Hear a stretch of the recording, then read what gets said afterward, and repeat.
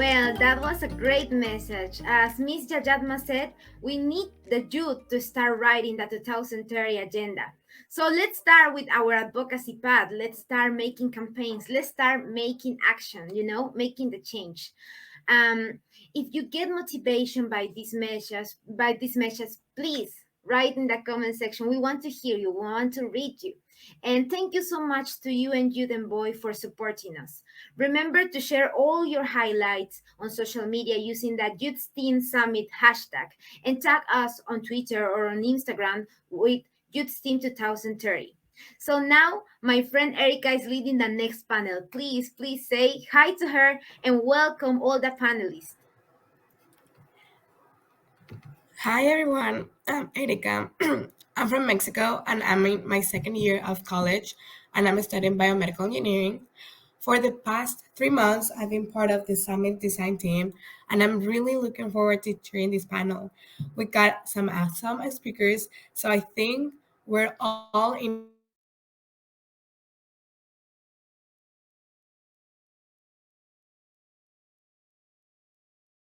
Engineering and technology tackling the world's biggest challenges panel.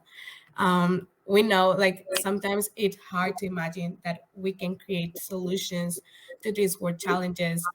We often underestimate our skills, but how can we use engineering and technology to solve some of the most demanding issues? Is there anything left that we can address? It seems sometimes that everyone in the past have done everything that can be done, but we keep seeing that people are doing things all over the world. So we are here right now to learn a little bit of what is being done. So personally, I don't have all the answers, but hopefully our panel speakers can help us think a little bit more about this today. They've each got different experiences to share, both from their personal journeys in STEM and in their work to make sure that STEM is for everyone. Over the next 25 minutes or so, we'll hear about what each of them have done, why engineering and technology play a major role in solving some of the world's challenges, and how each of us can be part of these solutions that need to be created.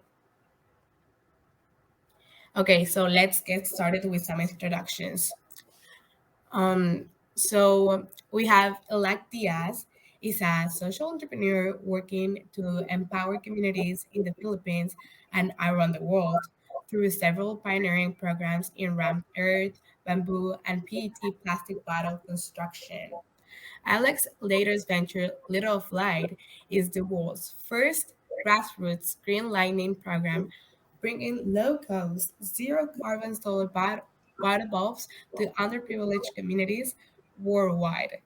Since 2013, Little of Light has empowered the lives of over 1 million people a year across 32 countries. That's amazing. As you said backstage, you're a madman. So we also have Abigail, who is passionate about making the world a better place by doing scientific research. She's working on finding an efficient way to use piezoelectricity as a renewable energy source for future generations.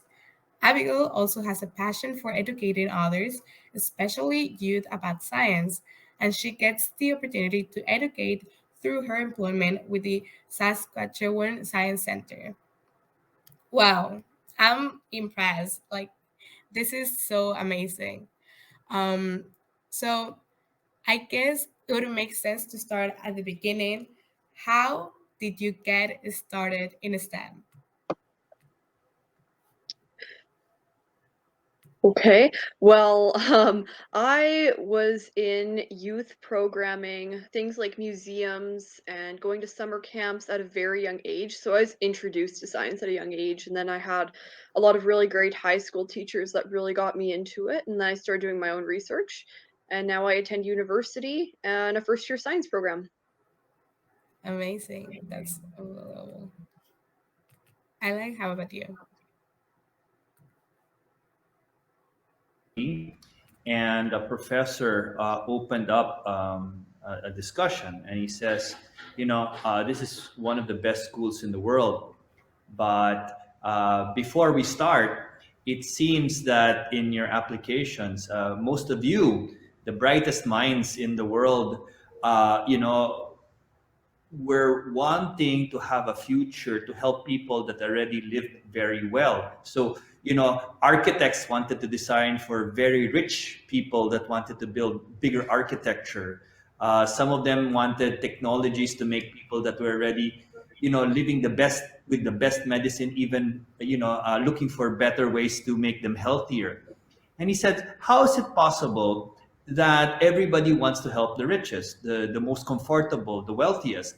Why is there not, a vision that maybe people that cannot reach out to you or walk into your office, why are we creating a generation that wants to be blind to the poorest, to the hungry, to the thirsty, so that's where I got kind of opened my mind and said, what if we can give 10% of our brain power, our strength, our ideas to what is now the SDGs, right? Instead of having a gap between people that live really well and people that live with nothing on $2 a day, why don't we look for innovations and technologies that give them access? And so that started my career.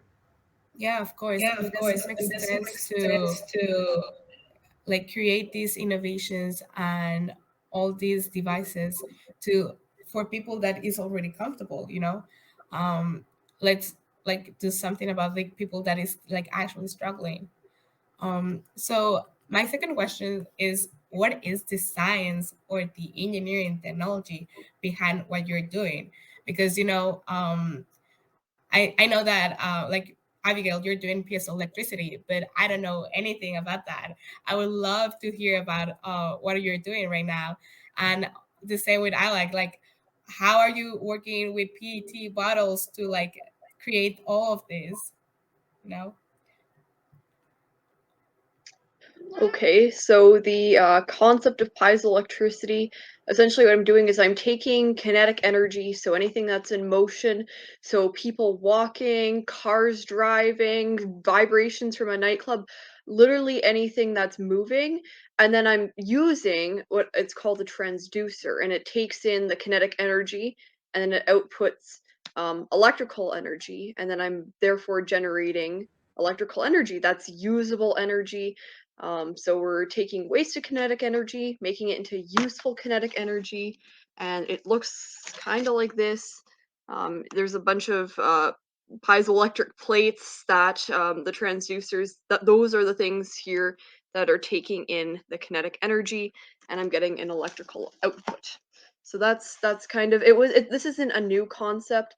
This was actually developed by Pierre Curie, Madame Curie's husband, and I'm just taking an old concept that's been around and I'm just engineering it and that we can use to help the environment. It's not wind or solar dependent. It's motion dependent. So as long as there's motion on the earth, then we're going to be getting electricity. That's wonderful. Thank you. I like. What about you? My specialty is in rebuilding after disasters. My forte, really, in the School of Urban Design and Architecture was that Category 5 would first hit developing countries, especially stronger typhoons. In the Philippines itself, we experience 350 kilometers per hour. That's basically the terminal velocity to achieve flight by a plane. So 4 million houses destroyed within 24 hours and 10,000 lives. It's really an atomic bomb. And so, what my specialty is rebuilding with soil, bamboo. But when I was really at ground zero, when 20-foot waves overcame the city of Tacloban, I realized that a lot of people didn't have light. And so there was, of course, crimes against women because they were the ones bringing food and money from the tent cities back. Children had third-degree burns. And so I said I didn't want to wait for 4 months for a delivery of 5,000 lights from China or India. I can actually rig it with localized parts. We had a large production plant for solar panels, but we didn't produce any local parts. So they brought it to China, and then China produced it and gave it back to us. So I bought radio parts. The solar panels were given to me, and at the same time, LEDs from motorcycles. And I rigged uh, changing kerosene lamps into solar lamps. So 30 minutes of your time can change the lamp into 5 years of solar light, mobile charging systems, and street lights all built by hand. And so within about 4 weeks, we had 7,000 lights all built with PVC pipes, pottery, and bamboo. And so in a disaster today, we're able to move within weeks instead of months. And we're, of course, expanded to 32 countries, helping out 1 million people a year. Wow, that's really, really impressive. It's amazing. Um, I and as you said, like I like you started doing this because of like disasters, and I think like that's also something that I wanted to ask both of you. Like, when was the moment you said, "This is the challenge I want to solve. Like this is what I'm passionate about, and I'm going to do research. I'm going to work. I'm going to put my passion in it. I want to learn about this topic and I want to do something in order to solve it."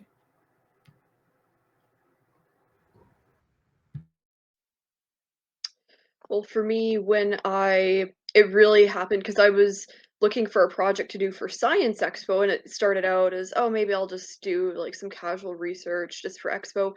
And then I found out like piezoelectricity is a thing. And wait, why is nobody like developing this, working on this? It's a sustainable form of energy that's non-weather dependent, and it's not being developed. So I was like, you know what, this is it. This is me. I'm going to take this on. I'm going to develop this, and I want to help the world, and I want to create clean energy. And that's when I really knew that this was it. I think ours was more systematic. What happened at MIT is this professor that said, "Why are the most brilliant students not focusing on ways to solve humanity's greatest problems? Why is there not a systemic way to do it?" And so she created a laboratory called DLab, Development Laboratory, and I was one of the first, of course, to become involved. And she basically was saying, look, we can use local knowledge, local resources to be, because it's scalable locally rather than imported, patented, and expensive.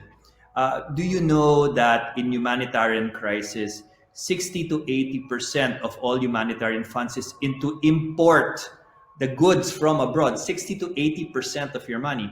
And so she says, we can actually create local industries to be able to address this faster. And so I really believed in it. And so I guess when I said this is a challenge I want to solve, I believe that it had to be systemic. So she said about invention, distribution, dissemination, and of course expansion. So it was very nice because it's a way that you can take an idea and then you can transfer it all around the world. Of course, through partnerships. I wanted an idea that showed that local people can make this big difference rather than them being just the victim. And so that's when I said I want to solve it, but through the power of local innovation.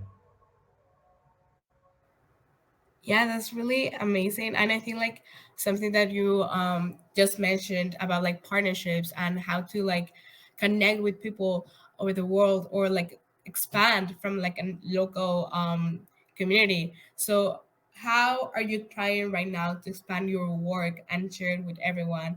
It can be like it is very like amazing how we have two different skills right here in this panel.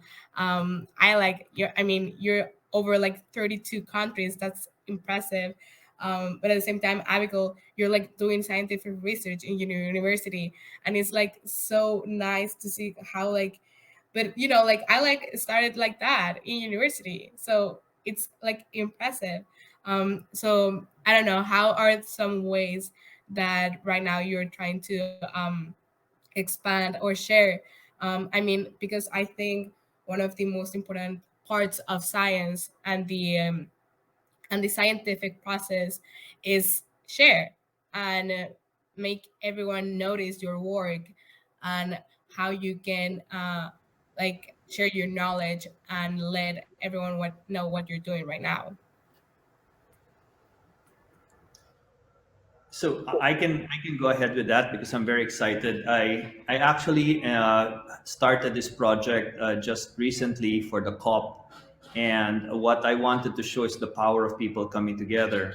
So I created this Twitter. If you look at it, it's called at messages to COP26.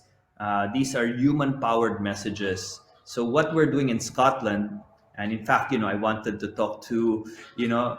Uh, Miss McCann, is that we're getting thousands of young people from Scotland to build solar lights by hand, the same way that we do in villages in Africa and in Asia and in South America, and then we're getting all of these solar lights and they're making them into messages around Scotland. So we of course started out with St. Andrews University, where they started making messages made out of solar lights. And of course, it's so big that you can see this by drone. So we still have our artwork, in fact, in Scotland, and we're hoping that this SDG project, where we get young people to build the solar lights, and the solar lights make these huge solar artworks that can be visible from 500 meters up, that we can travel it around Scotland. So this is why we're doing it. That people don't understand that solar, it can actually be local, that you can use local parts, and so we hope that other people can help us and be part of it. So the Twitter feed is called Human Powered Messages for the Planet, or at Messages to COP26. And it's nice because we get the messages from the youth, and then we put it in the middle of squares of big cities around Scotland, and of course Europe later on. Thank you. Absolutely beautiful. That's an amazing work, and it's such like a good way to like involve youth and make them passionate about STEM and like make them curious. So that's wonderful. So Ariel, how are you trying to expand your work and share with everyone what you're doing in your research? So, as I've started university, I haven't had a ton of time to keep doing research. I'm really hoping to pick up and do some more research when I get some spare time. But I have been really focused on sharing my work with people. I actually help teach a coding class at work with the Saskatchewan Science Center. And so I got to share my coding project that goes along with my hardware to the young girls, and they thought that was pretty fascinating. So I'm hoping I've really inspired them, that they'll maybe take up coding, take up STEM, and come up with ideas like this, and help change the world with the rest of the youth. Yeah. No, I love that. That's amazing. I think like you know, as I like mentioned, one of the most important components of like your STEM journey is tutors, is professors. It's like they start at the beginning. They're like there for you since the beginning. So that's like lovely. Um, so I would say right now, like going into a more like social aspect, so what are your thoughts about doing engineering or using technology just because of the joy of it, or should it have a social impact attached to it? Well, th- th- with people, with the visionaries, people forget that engineers are the guys that actually develop and put it together. I mean, it's like it's like Steve Jobs, and he's the great marketeer, but he never did code. So it's Paul Allen, and so the thing that people forget is engineers are the guys that put the metal and the cement and the road to the tires.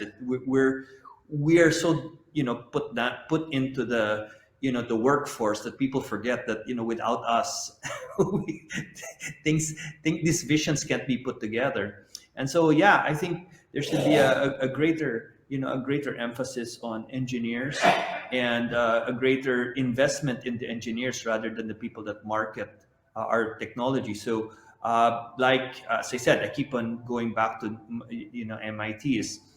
We have venture funders, we have investors that are placed in the university. They actually have people just waiting for technology, and it's not something difficult to see that a lot of my classmates became multimillionaires even before graduating. But a lot of them, like that ventured into the social sphere, also helped out millions of people. And so the great value of life is, why are you here on earth? Why are you occupying your space here? So as engineers, as urban planners like we are, as technologists, uh, my value is not in the money. It's in the number of people helped. That's why I'm here on earth. So uh, you don't have to go full on, but you could make a conscious decision that you may have the ideas that can help millions of people. Why would you take that away? That's very true. I think like also like finding that balance. You don't have to be like if you don't want to be like in the social impact, it's fine. But if you could, and if you could help people, go with it, right? If I can Uh, say something really quickly, yeah, sure. Go ahead. one of the most important courses for engineers and technologists, people especially in the laboratory, is you have to learn how to communicate your invention. Like what my co-speaker does here. It's very important that you know how to speak, rather than other people speaking for you, because if you don't control your destiny and your invention, then somebody will take it from you. So I think in engineering schools, one of the most important courses is communication. Teach engineers, those people that are so into their research, to be able to communicate that research, because in the end, that is whether you make a lot of money from it, or you get to help a lot of people. If you don't speak out, somebody else will speak out, and sometimes they won't tell the correct story of what you want to do with your invention. Totally Well, true. Abigail, um, what are your thoughts about the question? so I don't see why you can't do both. I my project started out for the fun of it, and I was like, "Oh, hey, this is actually something that could actually work to benefit the world." So, sure, I can do research for fun, but now I can also do it to benefit others. So I think both of those can go hand in hand. And science is meant to be fun. And if it's not fun, how are we going to inspire people to want to help others and develop science and help in STEM? So I think we need both for sure. Yeah, I mean, it's amazing.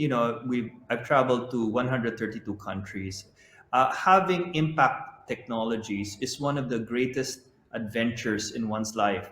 To have a technology that can impact people is also to be invited to other countries to be able to expand. I mean, I would spend like 2 to 3 weeks in the middle of the Amazon installing solar lights. In Kenya, in Maasai tribes. I mean, it's been such a rich life, and of course, having this kind of vision to impact people. People always think that if you're in the NGO space, you're poor, or you're losing out in life. That's not true. Sometimes to help people, sometimes it's not becoming poorer; it's becoming having a richer life. I mean, in 2019, to give an idea, I did 100 days around the world on a ship. Stopping by ports around the area and teaching people how to, we're using STEM technology, how to build solar lights, maintain solar lights, street lights. I mean, it's such an adventure when you're out there, but you have to be able to have your technology, your solution, but also to be able to market yourself, to be able to travel and make that impact, or else somebody else will, right? Somebody else will. Yeah, that's amazing. I think like what you both said is like STEM is also fun. You should enjoy it. But STEM is also like social impact, and you can travel, and you have to market, and you have to know how to communicate your ideas and how to sell yourself and the product. So it's like, STEM, it only has like one, two, three, maybe like 4 letters, 5 letters, but it involves more than that. It involves more than science, more than technology, engineering. It has to like be more than just technical skills. But I really wanted to know what type of technical skills did you have to learn in order to be where you are right now. I think it's something that I'm really curious to know, what was your path? How did you learn what you needed to learn in order to be where you are right now? Okay. Well, for me, there was a lot of technicalities behind my project. I had to learn how to create a circuit. I had to learn where to get plexiglass from. I had to learn how to solder. I did burn myself a couple times, but we're getting there. I had to learn how to code and write a program. There was a lot of math behind this. Yeah, thankfully, I had some teachers that could really help me out with some of the difficult stuff. But I had to learn how to like make my own prototype, where to buy things, what springs to use, the calculations, the presenting aspects of this, attending Canada wide science fair, and then demonstrating my project. For sure there was a huge learning curve with this, but I would say it was well worth it. I think the first thing with especially ambitious ideas to be able to impact the world is to find a group of people that are, as I said, as Steve Jobs says, those that are mad enough or crazy enough to want to change the world. Most often do, right? So, first of all, is you're not alone. I guess being part of these teachers, Amy Smith's group of change makers, realized that there was a whole group of people that were actually, it thought it was possible, and in fact were working towards changing that world. We also realized that there are people that will invest in those ideas that will change the world. That this was not some pipe dream, that it was actually possible with science, with technology. So, one of the most important things for me was to understand how to get an idea, how to finance it, how to scale it, but at the same time, also I said non-science leadership. How do you create leaders in each and every country to be able to understand that? But the most interesting one was to use a social enterprise model. A social enterprise model is where you use the technology to be able to sell it, but also return the money so that you can expand it. So I started out with 10 staff. Now we have 212 staff, because there is an income. To wait for somebody to fund your dream, that is the most difficult thing in the world. You have to look for a business model where you can take it from a small store to, as I said, a global social enterprise. So if you're really interested, one of the most important things I did was study social entrepreneurship and how my engineering ideas could make that big difference. Wow, yeah. I think like as you said, like one of the hardest parts in STEM and social enterprise is like find that person or find that company that is going to fund you, that is going to like believe in your product enough so they can maybe put some money on that.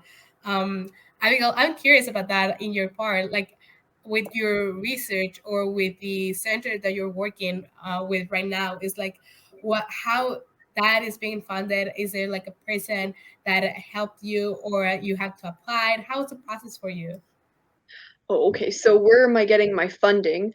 So I paid for all of this equipment and stuff. I paid all of this out of pocket. So I don't have anyone funding me. I'm just doing this completely independently. And something that is really, really difficult about having this like out of pocket and having to order stuff off of like Amazon or eBay or trying to get things like that is that I'm trying to build an industrial model because right now I've only built a small scale model for like a toy car to generate like voltage that way. But I'm looking at getting a full size car to drive over pressure plates to get energy. But in order to do that, I'm gonna need like springs this big, and that's going to cost I don't even know how much money, but more than more than I have probably. And then I have to have like 5 of those, and then like the discs aren't big enough. So then that's a huge problem for me as well, paying out of pocket with this. Is that I'm trying to develop an industrial model, but I don't have any funding or resources really. So Yeah, I think like that's also like a very valid issue in STEM. I think like finding the money to really do something, you know. And I think like also one of my following questions is that what steps do you take to keep your engineering or technology skills current? You know, like you said, Abigail, right now you're like in a stop right now. But what are you doing right now to keep your processes um, like active and keep your processes like according to the standards or the conditions that you need to meet?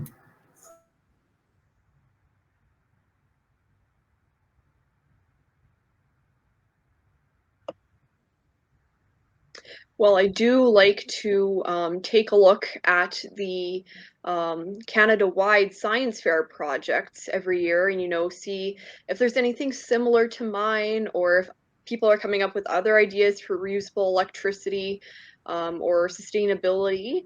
And yeah, going to university for sure provides me with more of a depth of knowledge than just high school, so I can learn. I'm taking, I think, like a geology class right now, and that's also helping me. That's giving me more ideas of how I can apply this. So just even taking classes that you think might not be related can actually go a long ways. And even if they don't, they'll just inspire you to learn more, and that's really the magic with STEM. I Yeah, think okay, go ahead. what's interesting about looking for problems, the solution to problems, are really the diversity of points of view. So it's nice to mix with people that are not part of engineering. I mean, there are people that can help, like the social sector. So there are people that do social activism. So it's nice to hang out with them and find out what they're doing. How do they get their campaign out there? There's also interesting people that has to do with biology, so they can help, with making the products, better fit for the hand. So it's nice to mix with people that are not from your silo, and so that's nice to like mix and mash people. One of the best things that I've done is, as I said, have courses of communication, to just be able to reach out to somebody and say, hey, that's even just that line, hey, that's an interesting thing. What is it about? I mean, sometimes you feel that, you don't want to reach out, but sometimes the connections that you make are some of the best things. So yeah, we attend, this kind of engineering group, engineering and inventors association. So it's pretty nice to try to mix with people more senior than you.